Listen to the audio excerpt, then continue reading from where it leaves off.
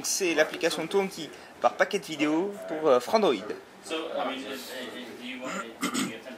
Donc, l'application que je viens de lancer donc, arrive directement sur cet écran. Elle est déjà préconfigurée, mais pour vous montrer comment ça fonctionne, on va redémarrer au départ. Donc là, on a la possibilité de choisir le contenu tel qu'on va le chercher sur le réseau, sur des devices qui sont connectés sur le réseau. Et ensuite, on peut définir sur quel device on veut les jouer. Donc là, par exemple, on est en train de regarder. Donc là, cette pièce est assez bien équipée. Donc on voit qu'on a un certain nombre de devices qui ont du contenu.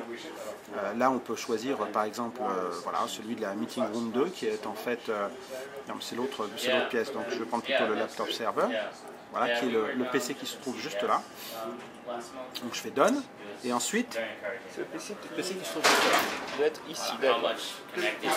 Hop, l'écosystème est pas très loin. Ouais, là c'est pas très loin, là, mais on n'avait pas beaucoup plus de place que ça. Et puis ensuite, donc, les players, donc là on regarde, et là on a trouvé qu'on a 3 devices. Donc là on a évidemment mon téléphone, c'est-à-dire là où l'application tourne, même si c'est une tablette, la télé, qui est en face, et le Sonos, qui est en fait un device qui joue de la musique, et qui est juste derrière le monsieur qui est là.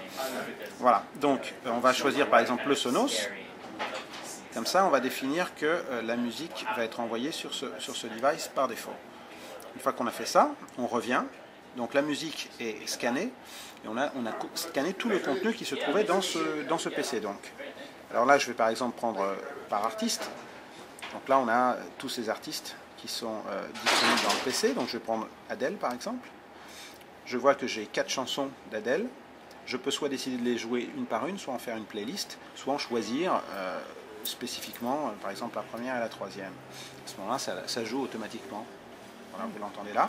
Je vais aller sur cet écran-là, ce qui me permet de le contrôler et de jouer sur le son. C'est puissant ce truc. Ouais, c'est très puissant. Et on peut décider d'aller par exemple à la chanson suivante. Voilà. Et là, automatiquement, c'est la suivante. Alors, ce que l'on peut faire aussi, et évidemment, c'est dynamiquement décider de changer et d'envoyer ça sur un autre device. Par exemple, là. Aujourd'hui, il va là-dessus. Je peux décider d'envoyer ça sur, par exemple, la télé. Et je fais ça. À ce moment-là, automatiquement, il va l'envoyer sur la télé. Voilà. Et là, la même chanson va continuer à jouer sur la télé. Avec le player et la télé. Voilà. Ok. Très bien. Donc ça vous permet de voir un peu comment ça marche. On peut décider d'en faire une playlist. On peut faire ce qu'on veut en fait. Donc là, je vais vous montrer maintenant. On peut l'arrêter. Donc là, on est dans un mode télécommande. Ouais, là, on est dans un mode télécommande. On peut décider aussi, évidemment, de jouer ça sur notre device en question, parce qu'évidemment, il sert aussi à ça. Donc là, par exemple, c'est My Phone. Et là, je fais Done. Et là, pareil, bon, je vais choisir, par exemple, voilà, il le fait automatiquement. Donc là, il doit jouer. C'est pas très fort, mais on l'entend. Voilà. Je pense qu'on l'entendra pas sur la caméra, mais c'est pas grave. Ouais, il est là, il joue. Voilà. Alors on devrait l'apprendre. C'est pas exactement fait pour. On va dire, il faudrait avoir un casque peut-être. Oui. Voilà. Ok. Donc là, ce qui est intéressant, c'est que donc là, on a vu ça pour la musique. Bon, on peut faire la même chose évidemment sur les photos ou sur les vidéos. Donc, je vais vous montrer une vidéo. Par exemple, on va voir qu'est-ce qu'il y a comme vidéo stockée dans le PC. Est-ce que du coup, sur l'onglet vidéo, ça ne montre que les devices qui peuvent lire de la vidéo? Oui, tout à fait. Si c'est par exemple le Sonos n'apparaîtra pas dans la liste des devices qui jouent de la vidéo, on aura ils ne sont pas visibles dans la liste. Donc, bon là il n'y a pas grand chose, on va dire en si peut-être, mais je ne sais même pas ce que c'est que ces vidéos. Bon, je veux bien en essayer une, mais on ne sait pas sur quoi on va tomber. Ah bah oui, mais en fait, il faut que je sélectionne aussi le device puisque je veux l'envoyer sur la télé. Voilà. Donc, Done. Je vais voir si ça arrive à... Voilà. Donc je ne sais pas ce que c'est que cette vidéo qu'on a... Ah bah voilà. D'accord. Bon, c'est une vidéo un peu YouTube, hein, là. C'est la qualité YouTube, ça. Voilà. Donc, voilà. Donc ça vous montre un petit peu les possibilités. Donc on fait la même chose pour les audios, la vidéo et la musique. Et là, ce que je voulais vous montrer maintenant, c'est que si on sort de l'application, on retourne donc à l'écran de Home, on a aussi la possibilité d'utiliser cette même application, mais en browsant le web. C'est-à-dire que là, je vais aller par exemple sur Vimeo, je pourrais aller sur YouTube aussi, mais Vimeo, je trouve qu'il y a des contenus plus sympas. Et là, à ce moment-là, donc là, on va sur le net. On a un certain nombre de vidéos. Donc on va dire par exemple, on va prendre celle-ci. Donc on est là. On peut commencer à la jouer. Et là, à ce moment-là, dire mort. Et là, dire que voilà, cette vidéo, je veux la jouer. Ah, c'est pas tout à fait comme ça. Voilà, donc là, elle va jouer par définition ici. Et moi, ce que je voulais, c'était l'envoyer de manière à la jouer. Ah, laissez peut-être rester dans le browser et une fois dans le browser lancé. Oui, mais là, en fait, normalement, il faut que je puisse. Browser, comme ça va rester dans le navigateur. Dans le navigateur, mais c'est pas là que. Parce que ça change en fait d'une vidéo à l'autre, enfin d'un site à l'autre. La manière de faire du share est différente. Donc là, sur celui-là, je ne sens pas que ce soit celui-là. Attendez, parce que là, il y a un moyen.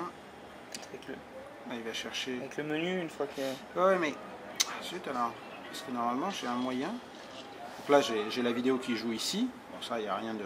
Ça, c'est le player c'est le player de la Galaxy Tab. Voilà, de la Galaxy Tab. Mais moi, j'ai aussi une possibilité.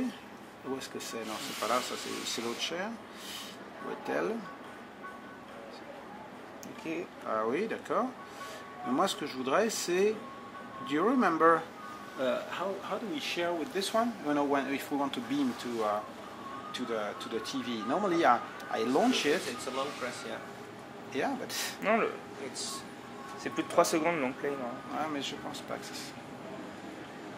Share. Maybe that's here. No, that's not this one. Ah, so let me see if I can have a better chance with YouTube. Because voilà, avec YouTube, ils ont une autre façon de le faire, mais peu importe. Donc on va en prendre un, par exemple celui-là. Et là, on fait mort avec YouTube. Là, ça joue là. Et normalement, c'est ici, non? Share. Voilà. Beamos Tranqui. Et là, il va aller m'envoyer normalement, donc il lance automatiquement l'application. Et là, il va l'envoyer normalement sur la télé si elle est bien sélectionnée. Ouais, si elle sait lire, mais normalement, ça a été intégré. Qu'est-ce qui se passe?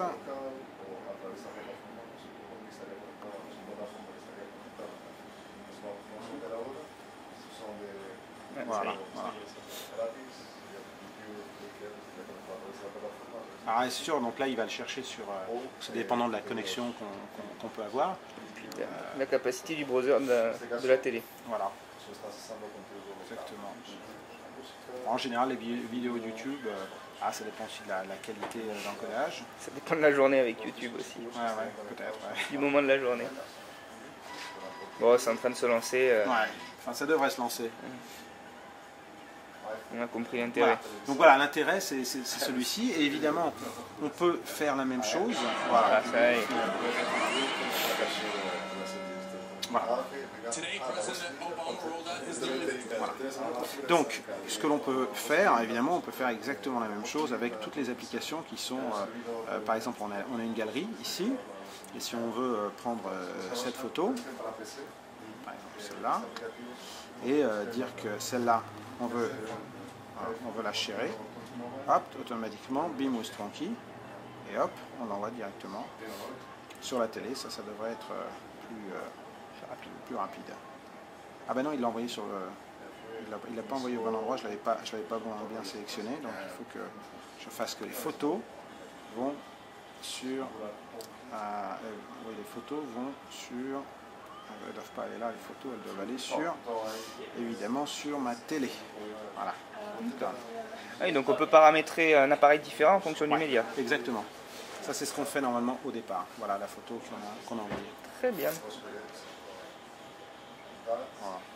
Donc voilà, il y a plusieurs types d'utilisation pour ce même logiciel, que l'on a vu là essentiellement en tant que télécommande, on va dire, mais qui sert aussi, puisqu'on peut se servir aussi par exemple de sa Xbox, de la télécommande de sa Xbox, qui est là. Donc ici on a une Xbox, j'ai vu qu'il y avait un petit disque dur Western Digital. Voilà, alors ça c'est un Media Player, voilà. Mais là l'avantage avec la Xbox ou avec la PS3, on prend la télécommande de la PS3 et on peut aller chercher du contenu qui se trouve dans la tablette. Et là l'envoyer sur la télé ou sur un écran de PC. Là je filmais l'Apple TV tout à l'heure, ça marchait aussi sur Apple TV, il faut débrancher.